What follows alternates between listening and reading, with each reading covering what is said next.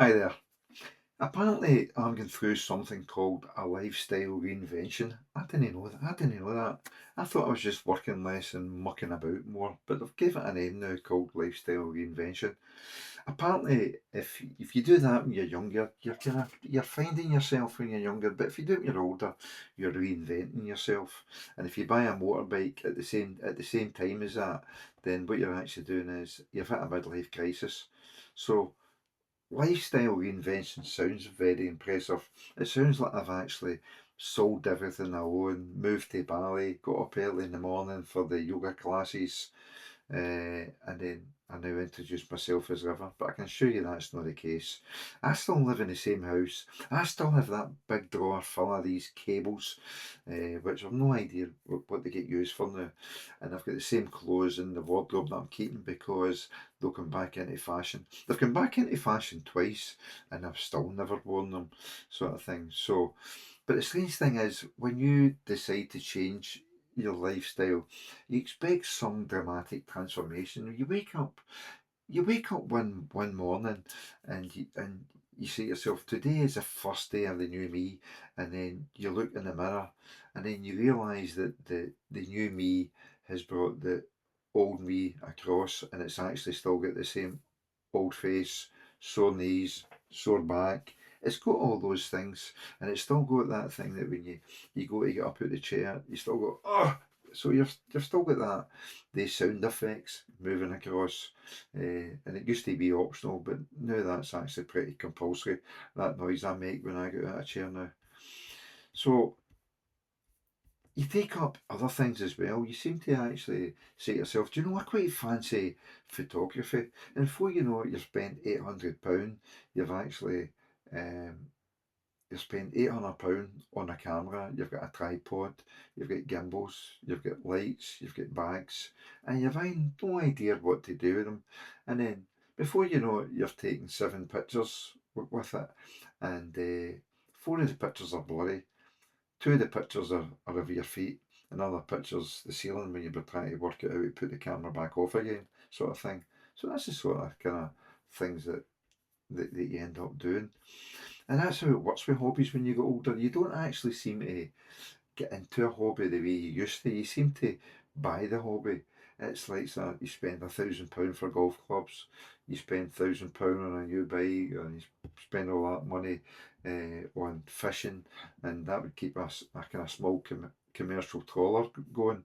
And then people are kind of asking you, "Oh, you still fishing, Frank?" Aye, aye, aye, absolutely, absolutely. What you actually mean is, no, they've actually been put away in the garage somewhere, and you've absolutely no idea where they are. So, but technology is a big part of the lifestyle reinvention as well, because apparently you're meant to keep learning, which sounds great, but you're sitting at your computer, you're watching somebody a lot younger on YouTube explaining very slowly, like so you have to hit or click on the icon in the top left, and you're looking, and there's about 47 icons in that vicinity, and you've just no idea what to do. And before you know it, you've deleted the project that you're actually working on, and now you're actually watching another video, and it's called How to Recover the Project You Accidentally Deleted While Watching Our Previous Video. So I'm at that stage now, and I've learned lots of new terminology: thumbnail, retention, algorithms, CTR stands for click through rate. And I'm concerned that I've only got a 4.7% click through rate, or thick through rate might be after all. And things I thought I'd never be discussing at this age. I thought it'd be more discussing about my slippers and getting a different colour of slippers and a better pair of slippers. Never thought I'd be into that, but years ago, um, retention meant different things to me. It meant whether I'd remember why I'd walked upstairs, or maybe even something to do with my bladder, who knows. But now I'm checking audience retention graphs, and apparently people are leaving my video after 30 seconds, which is actually quite good, because at home some people will leave my conversation after 12 seconds. So I'm starting to see that a bit of a bonus.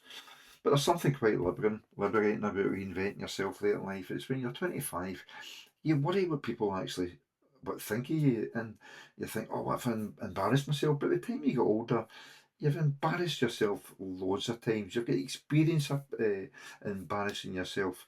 I mean, I've done the dad dance at weddings. I've sung karaoke very badly. And you've sent texts to the wrong people. I've sent texts like, thanks, love you, kiss, kiss, even to a business colleague. So I've done all these sort of things. So I've got nothing else that can embarrass me anymore for that sort of thing. And then you realise something else, that nobody's watching you as closely as you think. Everybody is too busy dealing with their own problems. They're trying to remember their own passwords, looking for their glasses, which mine are usually on top of my head, or trying to cancel subscriptions, which they have no idea what they actually signed up for either. So these are sort of things everybody else tends to do as well. So at the end of the day, you might as well try something new. I mean, take the trip, start the hobby, learn something new, make the video, buy the ridiculous piece of equipment within reason, because lifestyle reinvention, it can very quickly turn into your wife saying to you, why did you buy a kayak and put it in the garage? So that's the sort of thing that can happen.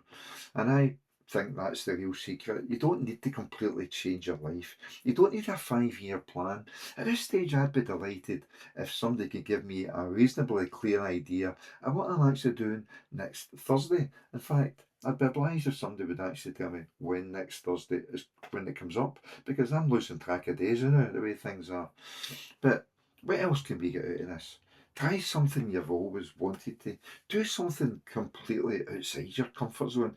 Don't worry if you're not good at it. That's the beauty of being, if you're bad at it and you've been old, if it goes badly, you just say, well, that was a bit of an experience. But you're younger, it's a failure, you worry about it. When you're older, hey ho, is what it is. Apparently, mindfulness is a part of the lifestyle reinvention too. So I tried it.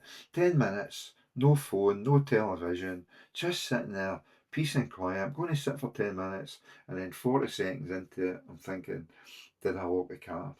Where did I put the car keys? Is that my car alarm that's gone off? So I wasn't sitting in the present. I was actually sitting outside watching my car ready to get stolen.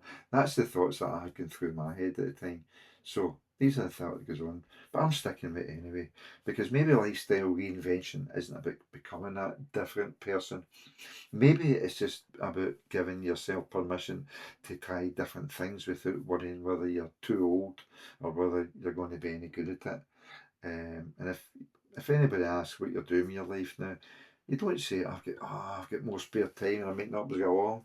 I'm just going to say, oh, I'm currently doing a lifestyle reinvention. It sounds a bit better, doesn't it? Um, and if they ask me what that involves, well, I'll just say to them, I'll let you know when I finish watching it on a YouTube tutorial. So that's it, guys. Thanks very much for listening.